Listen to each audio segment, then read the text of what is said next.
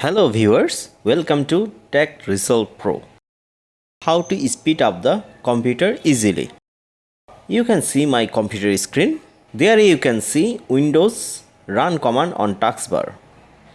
If you don't have the run command on your taskbar, go to start menu and there you write run in the search option. The run command will appear. Pay close attention to what I am typing on the screen and keep typing. And then press OK.